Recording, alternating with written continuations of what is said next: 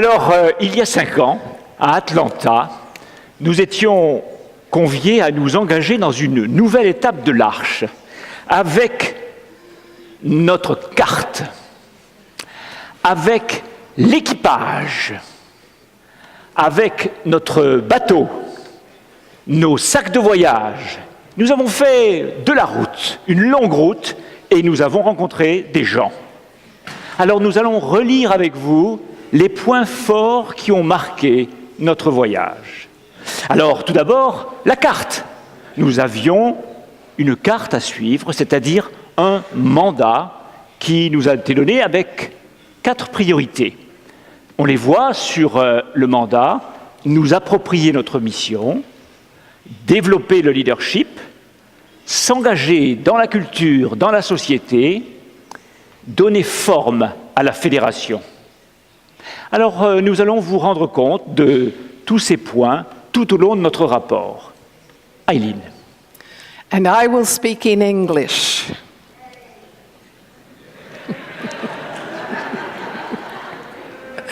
The first priority of our mandate was taking ownership of our mission.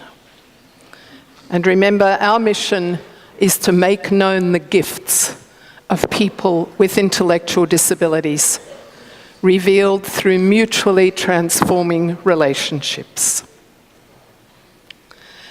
As the first priority of the mandate, this became the focus of all we have endeavoured to live as a federation. It has called us to a significant shift in the way we understand ourselves and the way we speak about L'Arche. It is most clearly illustrated in the development of new models of how we understand and live community. Focus on the mission is the key for many countries in discovering how to live in response to increasing regulation and funding constraints. Keeping our sights on the mission enables us to respond to the needs of people with creativity and energy, and often with a lighter structure than the development of the traditional model of the foyer. We have become more convinced that living the mission is the responsibility of every member of every community. And this is reflected both in the way the International Formation Program has developed and in the specific projects undertaken by communities as participants in the societies to which they belong. Both the Federation Council and the International Reflecting Council have been significant places of engagement for people with a disability in the work of L'Arche International. They provide a place of learning for all of us in the Federation in terms of how we gather the contribution of all members as we carry the mission together. En français, on a progressé dans le savoir dire et transmettre. Depuis longtemps, dans l'Arche, nous savons témoigner de notre vie ensemble et des effets de la relation. Mais aujourd'hui, on a appris à faire mieux que cela. On sait d'abord parler au monde ensemble. Et ce sont plus seulement les assistants qui parlent, ou bien seulement Jean. On sait aussi mieux se dire entre nous ce que nous voulons vivre en communauté. Et on le dit avec des mots plus simples. Par exemple, nous savons penser et dire l'identité et la mission de l'Arche en seulement quelques phrases, en quelques mots. Nous savons dire ce qu'est une communauté de l'Arche, avec ses 4 dimensions, 4 mots, spirituel, de service, fraternel et hors les murs. Nous savons aussi décrire notre partenariat avec les conseils d'administration et ce qui nous différencie d'une ONG, etc., etc. Et nous avons ainsi 10 nouveaux textes qui éclairent notre vie commune et ils sont mis à disposition sur le site Internet. Ils ont tous été le fruit d'un travail de groupe, avec, lorsque ça a été possible, un aller-retour avec les communautés ou avec le Conseil international de réflexion. On en parlera tout à l'heure. Par exemple, ce Conseil international de réflexion, il nous a aidé à dire en 3 mots seulement ce que veut dire être membre de l'Arche. Ces 3 mots sont choisir, être choisi, dialoguer. Alors je voudrais insister 1 minute sur ces 3 mots qui sont venus compléter le travail sur engagement et appartenance d'il y a quelques années et qui nous aident à mieux répondre à la question « Qui est membre ?» Ces 3 mots, choisir, être choisi, dialoguer, ce sont les 3 mots essentiels d'une histoire que raconte Jésus dans Matthieu 22. C'est l'histoire d'une noce.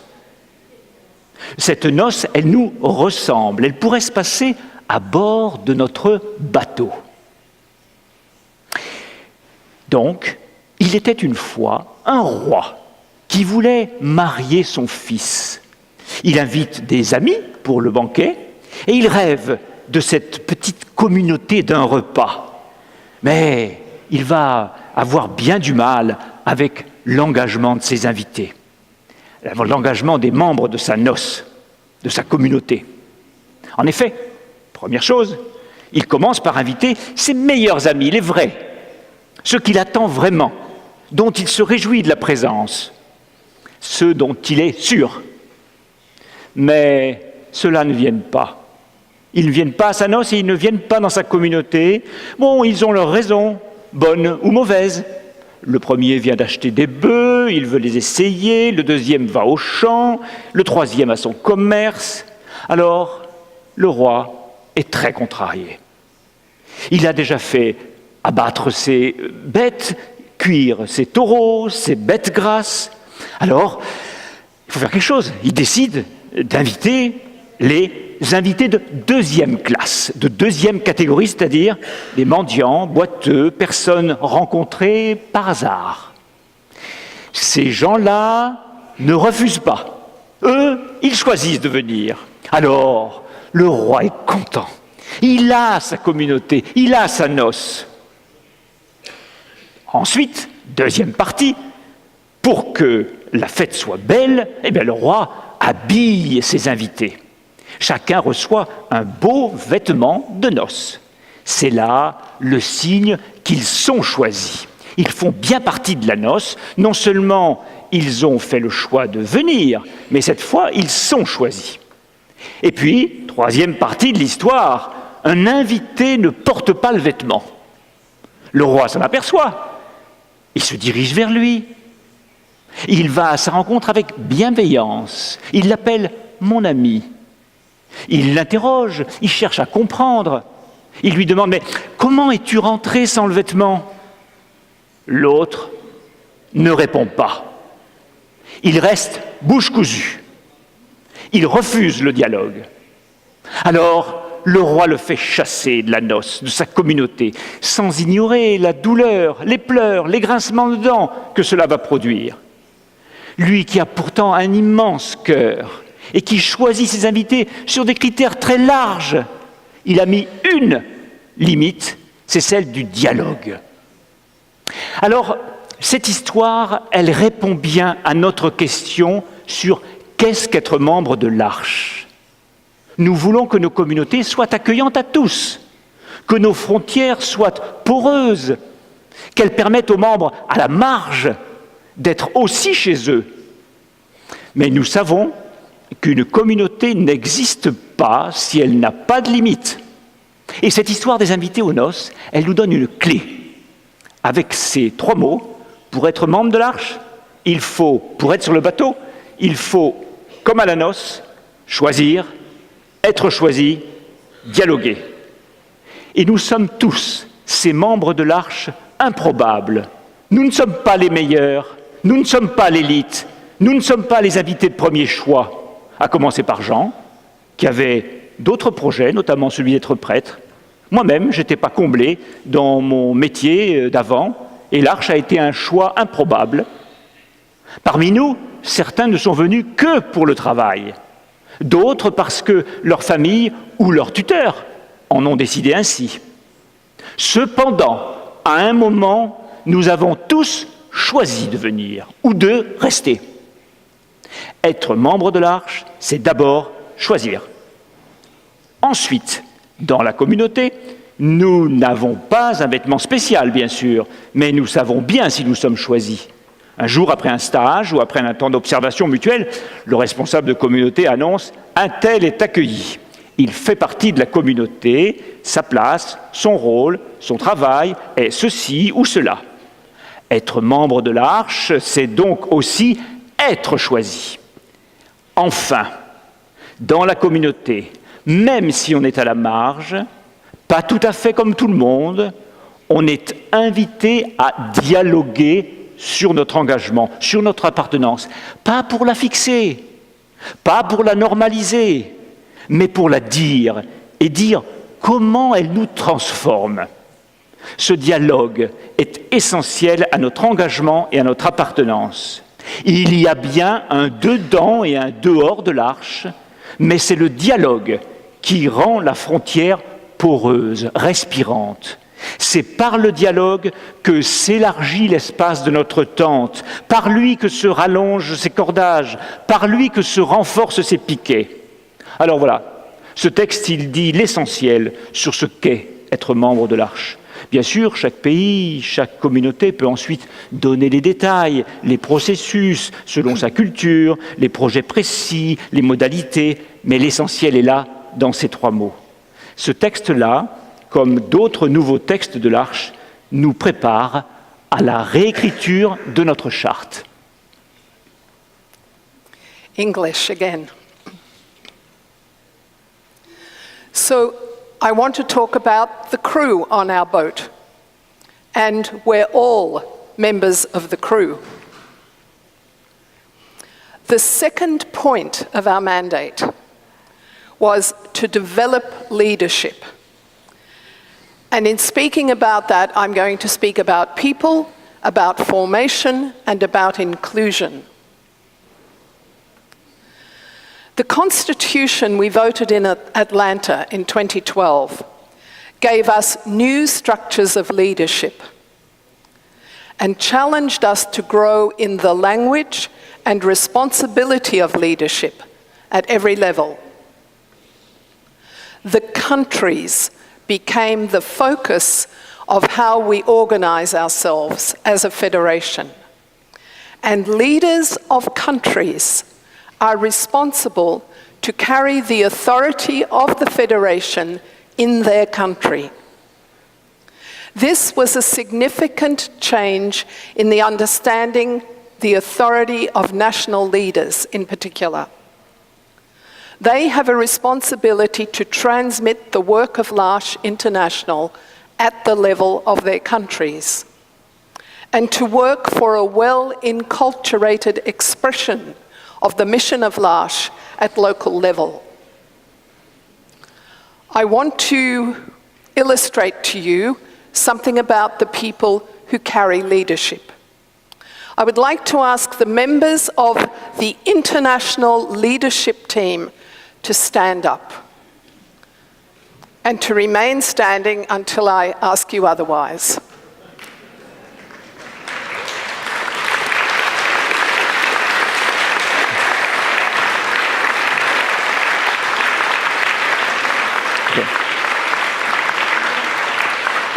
Il faut que tu dises de ne pas applaudir. Wait. This group of people, and I know we like to applause, but we need to paint the picture. This group of people, with Patrick and myself, and they're international leaders of 4 of the confirmed countries, and the international delegates, and they have carried the work of L'Arche International with us over the past 5 years. Now, each year, the leadership team, this leadership team, has gathered one time with the Federation leadership team. The Federation leadership team includes the leaders of countries and the international envoys. Would those people stand, please, and remain standing? So you see the leadership circle once in a year is enlarged to enable us to work on questions of particular importance for the Federation. And most recently, at our last meeting in The Hague in March, we worked on the question of the financing of L'Arche International.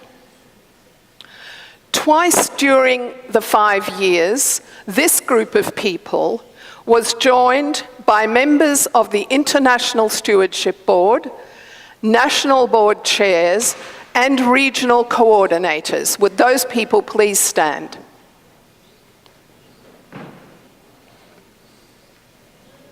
And this is the group we call the Extended Federation Leadership. This group gathers a greater breadth of experience at the international table. And this is called the Extended Leadership Team. Thank you to these people for carrying the leadership with us over these past 5 years. You may now sit.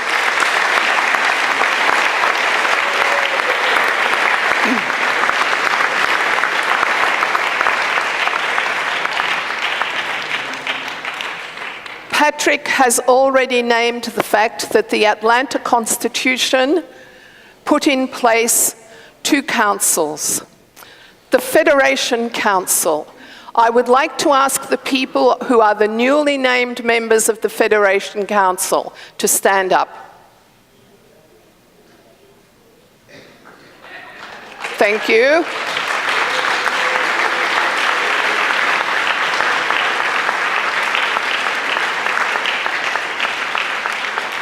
This council is a new structure.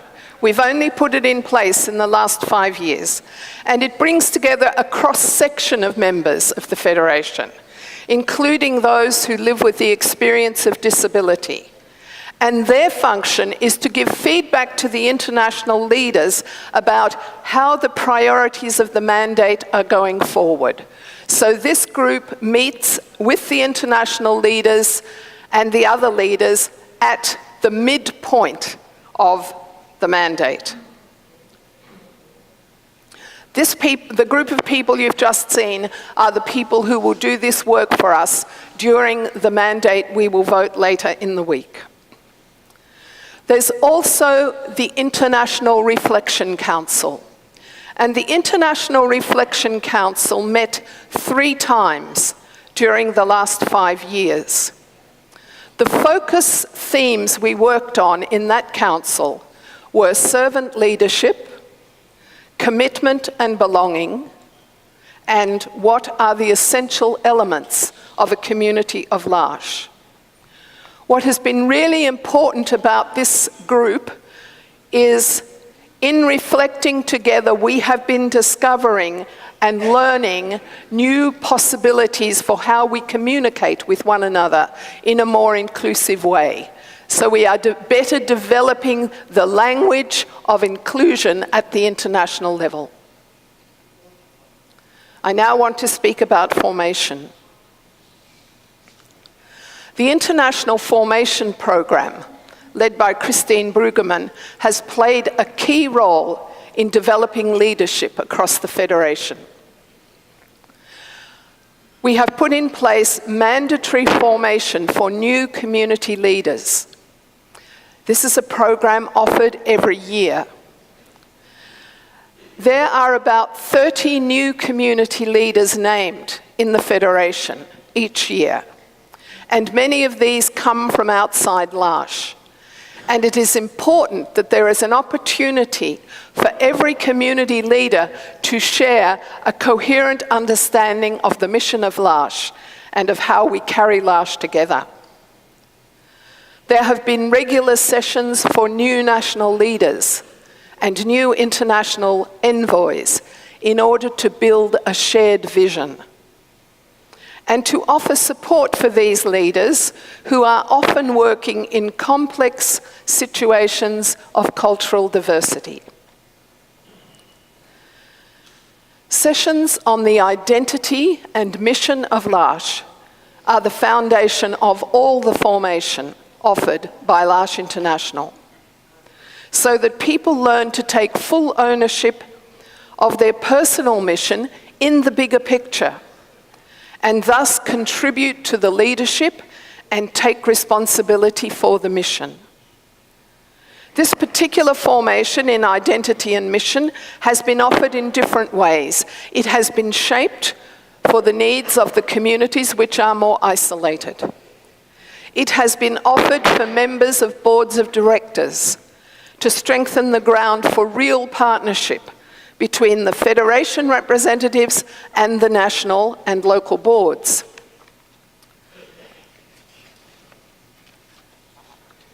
The Footsteps program has been developed for pairs of assistants and people with a disability who do this program together in order to understand and deepen their common journey.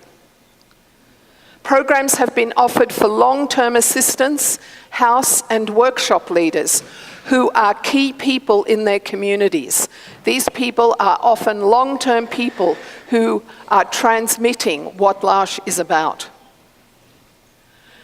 There have been linked to these formations, there have been trainings for people who are able to give these formations in their own country or region or community.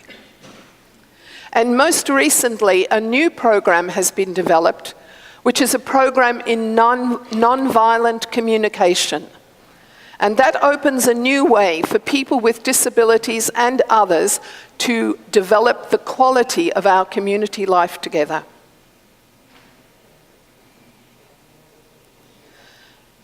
Inclusion.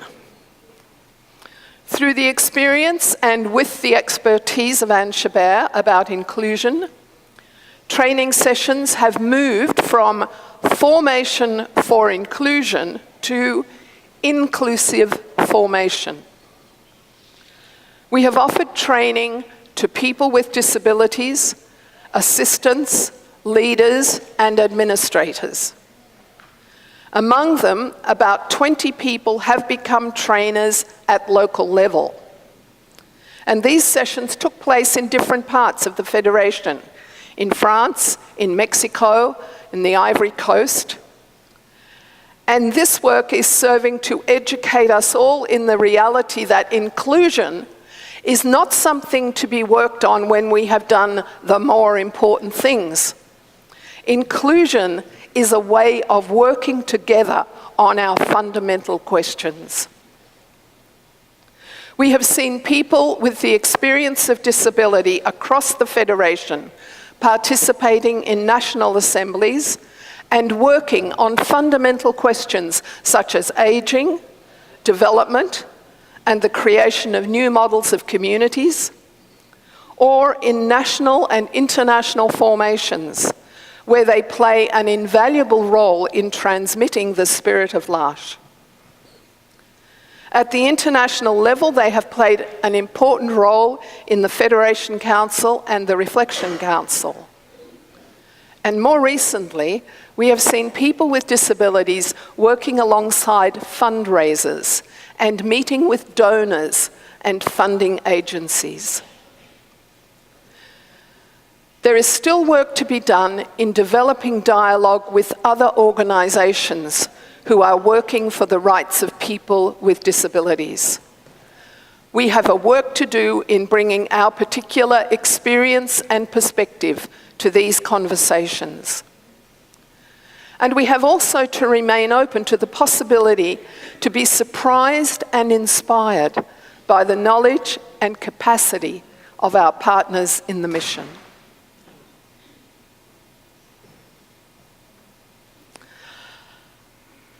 Another point in the mandate was about shaping the Federation. And I want to talk about this boat that we're in together, this L'Arche boat, because in a way in the 5 years, the shape of our L'Arche boat has changed. It has evolved, it has been transformed a little because the culture of L'Arche is changing.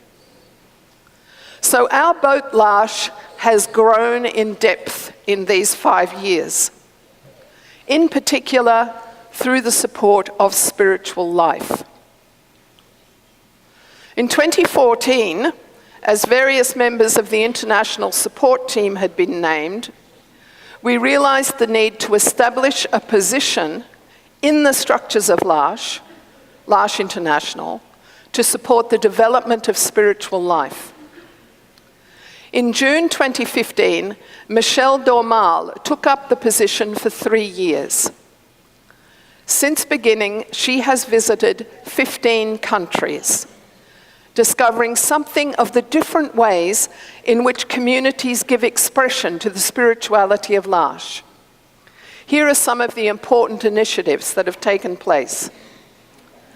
Since June 2015, around 100 members of the Federation have participated in 3 desert retreats which have taken place in Troli and have been led by Jean Vanier.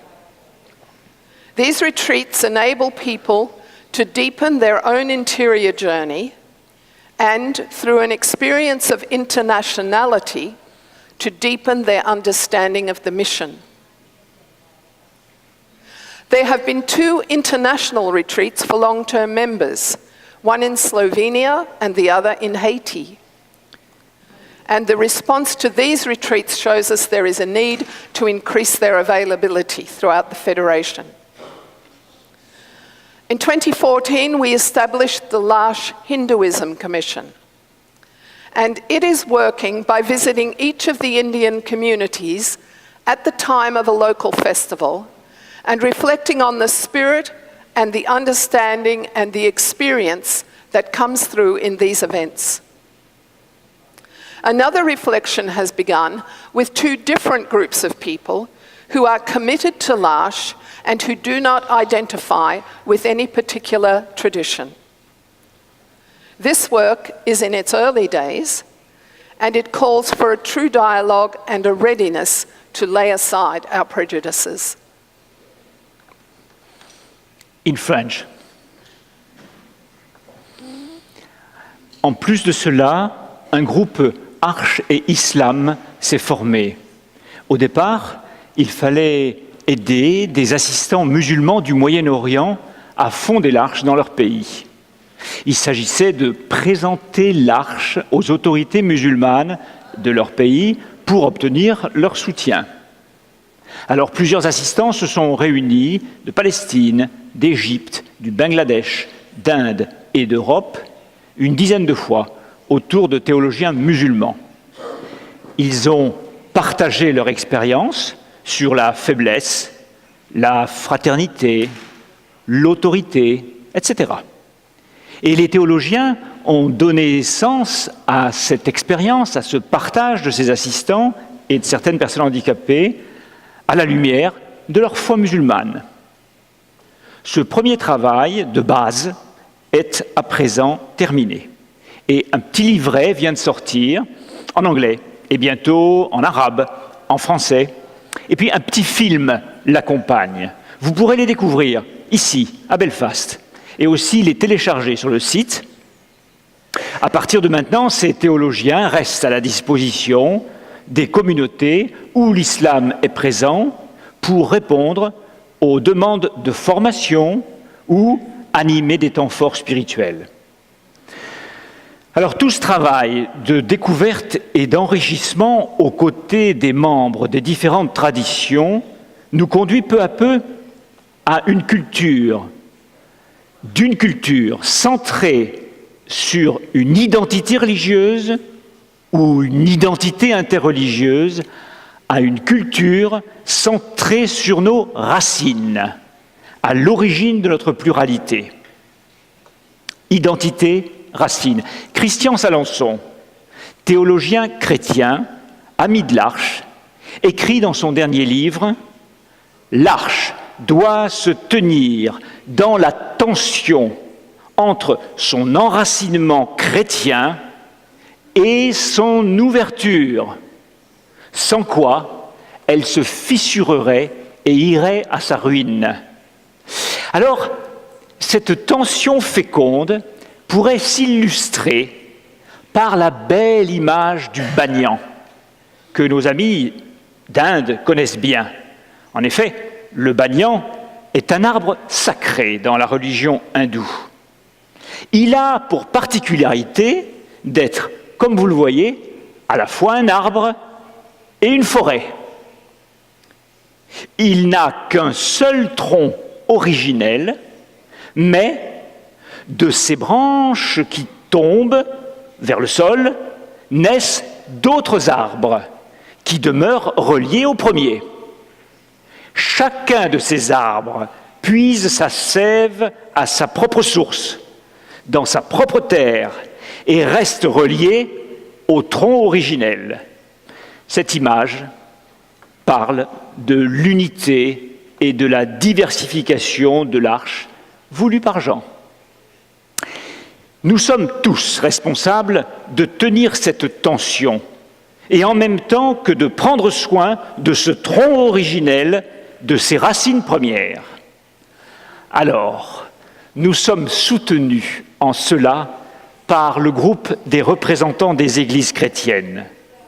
Ce groupe est aujourd'hui composé de Pierre Dornelas, évêque de l'Église catholique, Ruth Patterson, ministre de l'Église presbytérienne, Stephen Conway, évêque de l'Église anglicane, et plus récemment de Donna Turner, représentant l'Église unie du Canada. Ce groupe est un lieu privilégié où nous pouvons déposer, Aileen et moi, dans la confiance et dans la prière, auprès de frères et sœurs écoutants, aimants et compétents, les joies et les défis et les questions que rencontre la Fédération. English again. As well as growing in depth, our boat, L'Arche, has grown in size. Since Atlanta, we have welcomed 12 projects, 7 probationary communities, and 12 confirmed communities. We saw the probationary and confirmed communities last night. In this, we've been moving from a process of organic growth to a strategy of intentional growth. We are no longer simply working with individual founders or groups who have the capacity to begin a community. Rather, we are encouraging new initiatives which we see can strengthen the body in order to better serve the mission. For the past 2 to 3 years, we have not made any foundations in new countries. Instead, we have been working to encourage foundations nearer to existing isolated communities. And so we have approved projects in Sorocaba in Brazil, in Cagliari in Italy, in Kansas in Lithuania, and Alexandria in Egypt. And we have welcomed new communities, Mount Tabor in New Zealand and Haarlem in Holland. We are also working with contacts in Japan, Ukraine, Mexico, the Philippines, and Argentina in order to strengthen the existing communities in those countries. Our boat L'Arche has also become more diverse. For example, through the number of new models or new ways of living the mission which are being developed. I said at the beginning that taking ownership of our mission has freed us to explore more diverse models of creating community. The reality is that over the last 50 years, the world has changed. And with it, the needs and aspirations of people who live with intellectual disabilities. Likewise, social policy and funding mechanisms change. So, it's not surprising that we have to change too. We are seeing more communities beginning without the development of a home. The examples of Ukraine and Melbourne are well established, and more recent examples are developing in Flintshire and Nottingham in the United Kingdom. In Lithuania, L'Arche Bezzata and the project in Kaunas have chosen to focus on building relationships with people who live in large Soviet-era institutions, rather than on creating a home where only very few people could come together. The opening up of the model challenges us to be clear about what are the essential components of a L'Arche community. How far can we move the boundaries and still be L'Arche? What is the difference between a community of L'Arche and a community of faith and light? To that end, one of the work streams was worked to develop a document on what is a community of L'Arche, outlining the dimensions to which Patrick has already referred. A L'Arche community is a body in movement through compassion, competence, communion, and desire for outward fruitfulness. So a L'Arche community is defined by 4 dimensions: spiritual, service, fraternal, and outreach. En français. Parlons maintenant de nos sacs de voyage. Vous les voyez ici? Dans nos sacs de voyage, il y avait tous les moyens dont nous avions besoin pour la traversée. À Atlanta, nous avons pris de nouveaux moyens pour améliorer notre organisation. Aileen a déjà parlé de l'équipe de leadership, des conseils. Il y avait un soutien d'un genre nouveau, celui très important du conseil de surveillance. Et on peut demander à ces membres qui sont là de se lever, nous les voyons en tout cas sur la photo. Ce conseil aide et veille au déroulement du mandat, sans prendre l'initiative à proprement parler. Merci.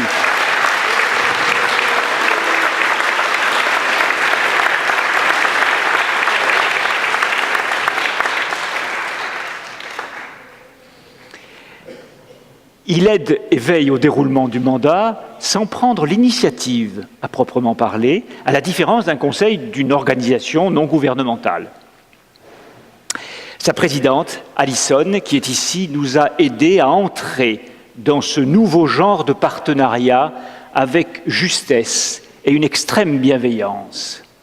Et nous lui en sommes très reconnaissants.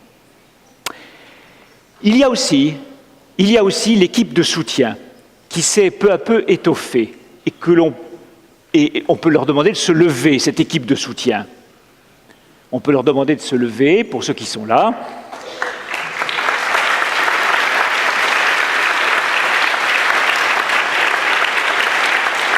Cette équipe s'est peu à peu étoffée pour mieux servir les communautés ainsi que les pays. Et nous avons confirmé ou bien créé de nouveaux rôles au sein de cette équipe: solidarité, développement, communication, ressources humaines, soutien à la vie spirituelle dont Aileen vient de parler.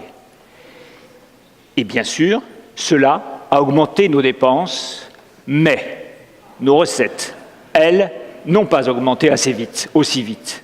Et ça nous a conduit à une crise financière. Et depuis 5 ans, nous survivons grâce à une contribution disproportionnée de la France qui finance les 3/4 du budget international. Techniquement, la France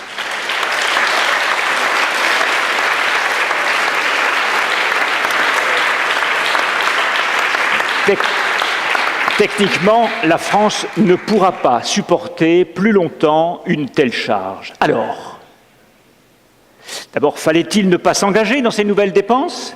Est-ce que l'on a été déraisonnable? Non, car nous sommes encore sous-équipés.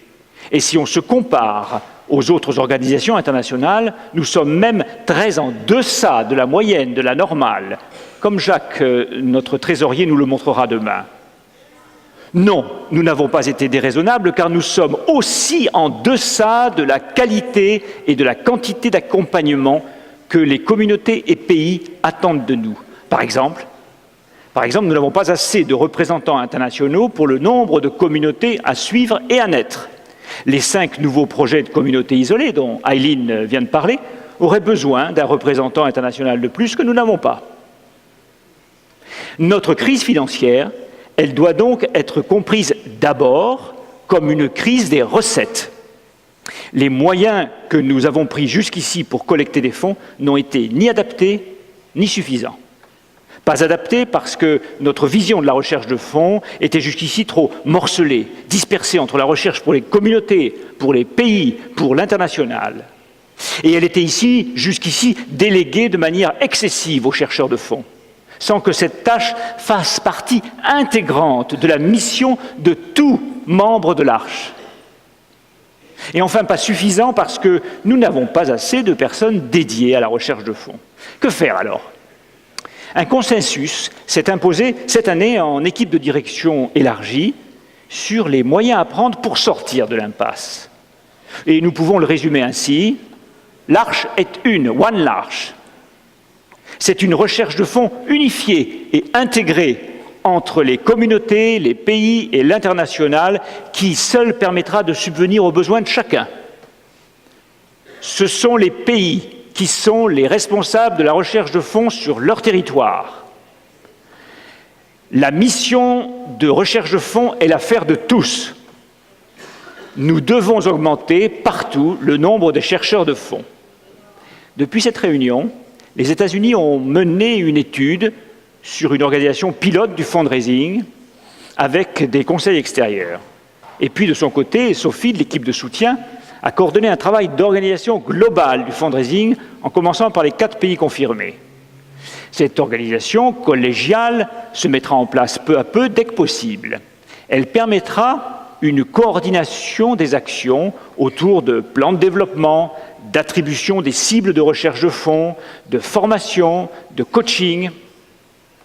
Et enfin, nous prions, en attendant la réponse d'une fondation engagée avec l'Arche qui pourrait financer sur plusieurs années de nouveaux postes de chercheurs de fonds. Back to English. So, as we read our story, we can see that we have sailed smooth seas and also we've hit some large waves. Remember the year of Jubilee, the wonderful year we shared in 2014. It was a fantastic year. We discovered, I think, in a new way, the diversity and the beauty of our federation through the creativity and enthusiasm of the projects undertaken in each country. I think each country in some way experienced themselves as agents within the Federation. There was a recognition that it's not the size of your community or the stage of development of your country that is of the greatest importance. It is our conviction about the mission and our commitment to live it to the full in the place where we are with the means that we have. From 2015, we continued working on Jubilee themes with the development of tools to help communities grow as places of reconciliation and forgiveness. Some years ago, there was a project to record the story of the founder in each of the first community in each country. Carrie Whitney Brown had undertaken the work of interviewing and transcribing the material. And the project had lapsed because we didn't have the money, and in 2013 we decided it was important to go on with it, while most of our founders were still with us. So there's now a collection of interviews of those early founders, which are ready for our archive, and Carrie is in the process of writing a book with the stories of founders in most of the countries from the years 1964 to 1975. You will find a little flyer advertising that through the week. We also began work on learning to read our story and to link it with faith and culture. When Patrick and I began, we were aware of the cyclical pattern of crisis that certain communities in the Federation live. And in the intuition that often such problems stem from the original foundation, we decided to develop a program to train current and emerging leaders in an understanding of the theory and practice of inculturation. Sister Brenda Herman and Father Jerry Arbuckle were invited to work with us. So far, 30 people have been part of this training. The sessions have been offered in Europe and Africa and in the Americas. And in the sessions, participants undertake a case study in which they examine a particular situation within L'Arche which raises questions for them. The sessions have, in a way, created the space for asking why, especially in relation to situations which we don't talk about, because a nice organisation like ours doesn't have those things happening or doesn't have those problems. And so we tend to keep them shrouded in secrecy and they're misunderstood. What we've been learning is that without honesty, transparency and accountability, our systems quickly become dysfunctional. A team has been put in place to carry this work forward beyond the present mandate, and a library of resources is being put together. The work, however, is largely experiential. It is not something we can learn simply by reading. Reading alone will not provide the necessary level of self-awareness and critical thinking that is demanded. Alors, dans notre voyage, nous avons traversé différentes crises. Des surprises et des obstacles ont surgi. Surprise de santé, nous avons été tour à tour des responsables avec un handicap.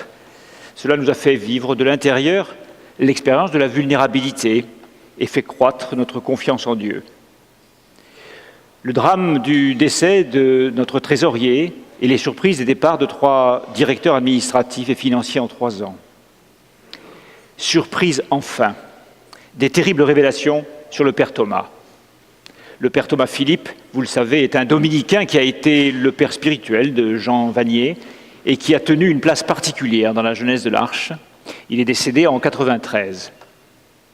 En juin 2014, nous avons reçu les témoignages de 2 femmes dénonçant des agissements sexuels graves à leur encontre dans le cadre de l'accompagnement, dans l'accompagnement spirituel dans les années 70-80. Nous avons immédiatement demandé une enquête canonique, une instruction canonique qui s'est déroulée sous la responsabilité de Monseigneur Pierre Dornelas, évêque accompagnateur de l'Arche internationale, afin d'écouter les personnes et d'établir les faits. L'enquête a permis de recueillir les témoignages de 14 personnes. En mars 2015, nous avons diffusé ces conclusions dans une lettre à l'ensemble des membres de l'Arche et accessible encore sur notre site. Dans ce courrier, nous disions, au nom de l'Arche, nous condamnons fermement ces faits, conscients de la gravité de leur impact dans la vie des victimes. Nous réaffirmons nos regrets et notre compassion pour toutes les personnes concernées. Depuis lors, l'accompagnement des victimes, la recherche de la vérité et la mise en place de moyens pour tirer les leçons de ce drame ont été au cœur de nos actions. Elles ont mobilisé une énergie et un temps considérables.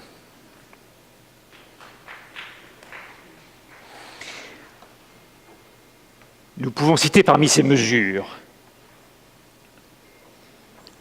un travail de réécriture de nos politiques et procédures d'accompagnement, la mise en place de points d'écoute psychologiques indépendants, un travail de relecture accompagné par un psychologue dans la communauté de Trolly avant de l'étendre à d'autres communautés. Un travail sur les rôles respectifs de Jean et du père Thomas dans la Fondation, qui est disponible sur le site web. Un travail théologique est à venir sur les écrits du père Thomas. Plusieurs actions de soutien ont été menées à l'égard des victimes. Une Eucharistie a été célébrée à Trolly le 6 avril en leur intention. en présence de Monseigneur Pierre Dornelas et d'un représentant de l'ordre des Dominicains. Plusieurs victimes ont pris part à sa préparation et à son déroulement. Toutes les communautés de l'Arche étaient invitées à s'associer à ce temps de prière. Nous savons qu'il a été bienfaisant pour tous, et en particulier pour les victimes. Nous avons conscience de n'être qu'au début d'un processus de guérison individuel et collectif. Et quelles leçons l'Arche tire-t-elle de ce drame ?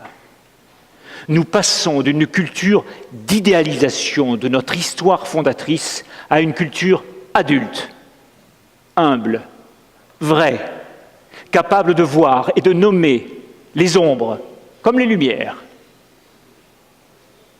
Cela représente une étape de libération et de maturation qui était nécessaire à notre croissance. Dans notre histoire fondatrice, un homme a abusé de son pouvoir. Et nous devons continuer à travailler sur le pouvoir et sur l'équilibre des pouvoirs dans nos communautés qui accueillent des personnes vulnérables, au pouvoir très limité.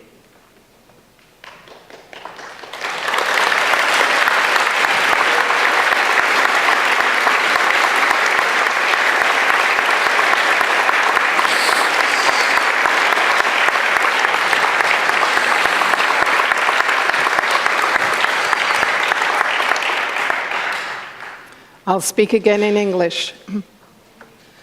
The mandate asked us to engage in the societies of which we are a part, and there have been some significant initiatives undertaken. One of the most important initiatives in the realm of public education has been developed by Louis Pilote as the Director of Communications in the development of the As I Am film series.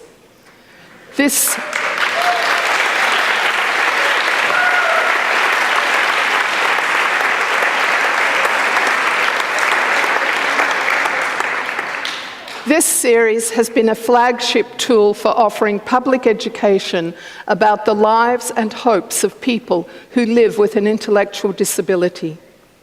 Too rarely do our people see their own life and experience reflected in the media in such a true and empowering manner. The films have also been an important means of creating a greater awareness of the Federation among ourselves, and we urge you to make good use of them in your part of the world. We are delighted to have the filmmaker Michael McDonald with us to share something of his experience of the Federation today. The program developed some years ago by Michel Dormal at the University of Ukraine continues to offer an annual formation to professional people and demonstrates that public education is a vibrant tool for living the mission. In France, over the past 5 years, there have been 3 colloquiums on the subject of human fragility. These events bring together people from the business and professional world, from the church, and people of L'Arche to reflect together on our understanding of human fragility, its place in society, and its meaning for our lives. One of the inspiring events of the Jubilee year was hosted by the communities in Lithuania when they organised a conference in the Parliament at Vilnius with 150 professionals, directors and employees of the state of Lithuania to reflect together on the process of deinstitutionalisation and the development of care services in their country. And final example, World Youth Day continues to provide an important place of engagement for members of L'Arche with young people from around the world, most recently in Krakow a year ago. En français, les rencontres se vivent aussi par les missions hors les murs. Nous sommes définitivement engagés dans une nouvelle ère de l'Arche. On est passé, en quelques années, d'une culture de la communauté vient et voit à une culture de la communauté qui se donne à voir hors les murs, à l'extérieur.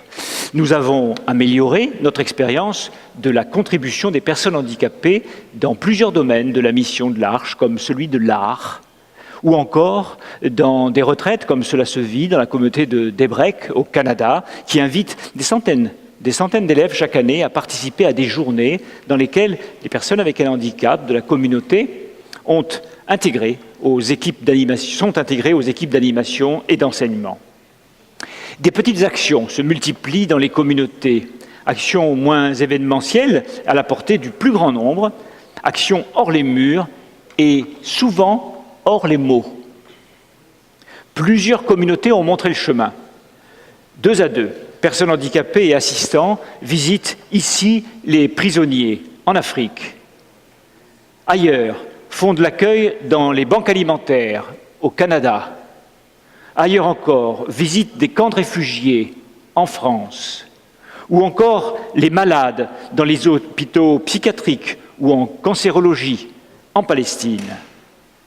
Chaque fois, à chaque visite, c'est le don de compassion, de tendresse, de consolation des personnes avec un handicap qui est transmis, répandu, révélé, grâce à relations vécues entre elles et un assistant. Et cela, c'est la fine pointe de l'Arche. Jean l'a toujours fait. Il a, depuis le début, visité sans relâche les prisons, les hôpitaux, les asiles, mais il ne le fait plus. Et c'est plus fort encore de laisser les personnes handicapées le faire elles-mêmes.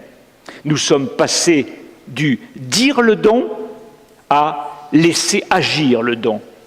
C'est là un des meilleurs fruits de la vie communautaire.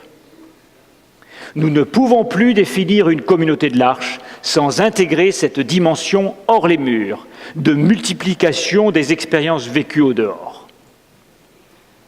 English. Hearing new cries. Because our mission calls us to be a sign, we are called to be present in situations where people with disabilities are part of populations which are suffering, marginalised or excluded. It is clear, for example, that our community in Damascus lives this reality on a daily basis. Near Alice Springs in Central Australia, L'Arche Australia is forming links with a group which includes a significant presence of Aboriginal people. As a population, these people live with discrimination in relation to the dominant culture and are often living in situations of great poverty. In order to discover how to be authentically present in such situations, a serious work of cultural learning and deep listening is necessary. Such work takes time, patience, and commitment. I might add humility. L'Arche has also supported a mission in Lebanon with Pierre Kubler, a member of the community of La Carole in Switzerland, to explore the possibility of offering support to people with disabilities among the refugee populations of the Middle East. At present, this mission is suspended because after reflection and dialogue, it was not clear what our place might be. However, the exercise itself brings a change of attitude and perspective. En français, notre engagement dans le monde se manifeste aussi par des partenariats avec d'autres mouvements et organisations, et en premier lieu avec ceux qui partagent notre mission et nos valeurs. Le plus naturel de ces partenariats concerne Foi et Lumière. Au niveau international, nous poursuivons nos rencontres régulières avec Guylain, responsable international de Foi et Lumière, qui est présent parmi nous, qui se lève peut-être s'il est présent, s'il est déjà arrivé, et ces rencontres pour rapprocher toujours plus nos deux familles. De la même manière, nous encourageons les communautés à tout niveau à approfondir les liens d'amitié qui unissent l'Arche et Foi et Lumière.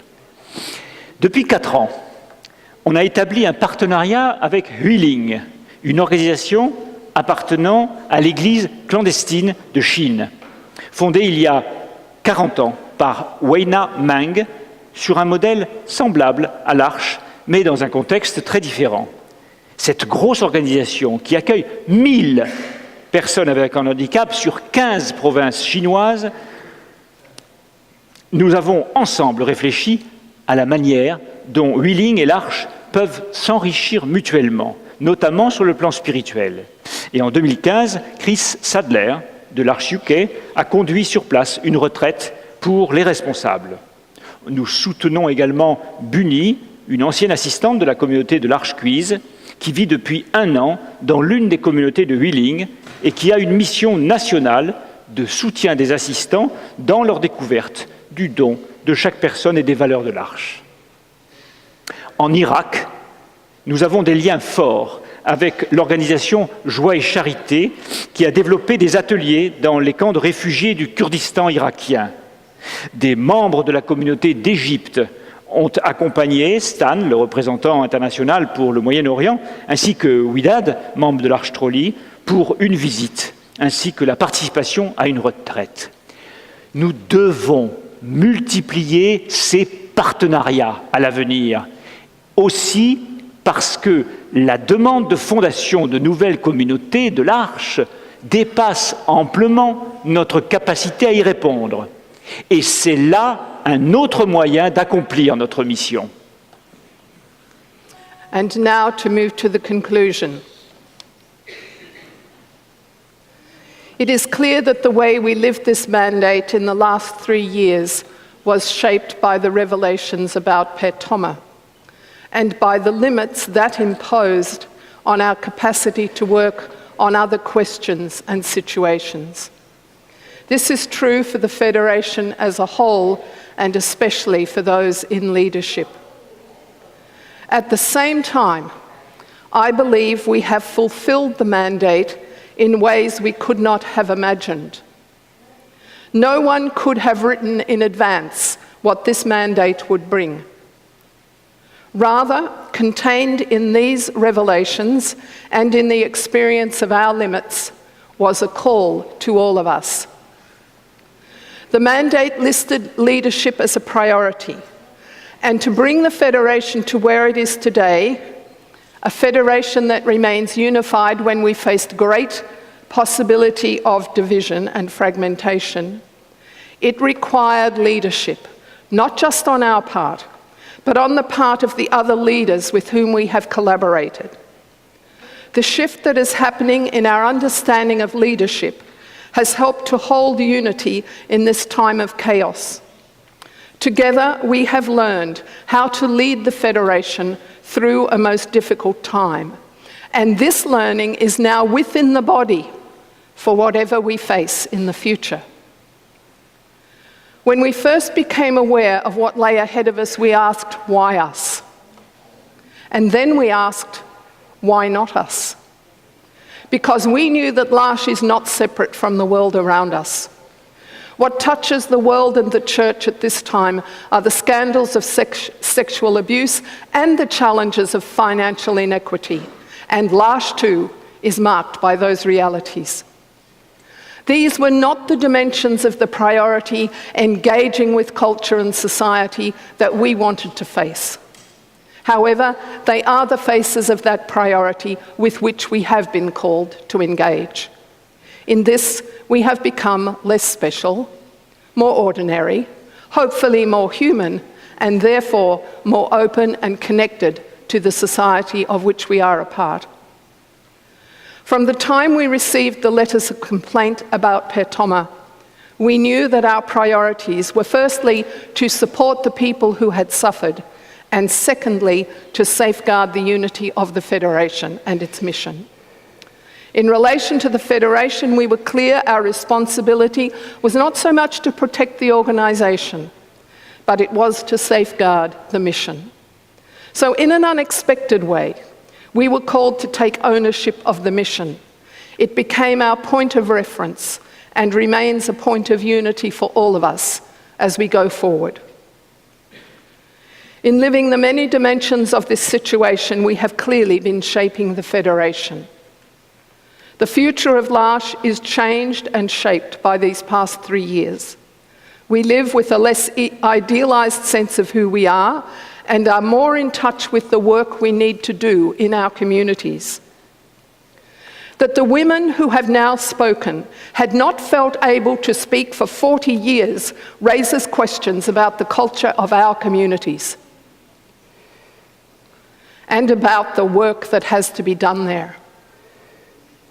Likewise, our financial reality challenges us to move beyond the disconnect between us, our aspirations and our means, to become more responsible for finding the means necessary to implement the mandates that we vote. I pray we will have the courage as a federation to do the serious and challenging work that lies ahead of us. And here the learning derived from the faith and culture sessions is critical. We need to learn how to grow a culture in community of greater truth and openness to diversity, to examine our understanding and exercise of authority, and to learn how to grow as communities of reconciliation. We have to learn about true solidarity, recognizing that no one of our communities can truly flourish and accomplish its mission if any of our communities lack the necessity for that flourishing. It is a challenging path, and one on which the future of L'Arche depends. We have learned that we have the capacity to face significant challenge and to learn from it. So I am hopeful for the future. Et pour terminer, nous voudrions vous dire notre profonde reconnaissance pour la chance qui nous a été donnée de porter cette responsabilité internationale et pour la mienne qui a été de la porter avec toi, Eileen. C'est un immense privilège d'avoir pu travailler avec tant de personnes aussi engagées dans la même mission et dotées de tant de talents. Un immense privilège que de partager avec elles la vision d'un monde dans lequel chaque personne est une place qui lui revient pour développer et partager les dons qui lui sont propres. Alors nous nous projetons avec confiance dans les 5 années à venir, sûrs des capacités de Stéphane et Stacy, nos encore potentiels successeurs. Nous les remercions déjà de leur oui à l'interpellation qui leur a été faite, d'être ouverts à cette responsabilité. Merci.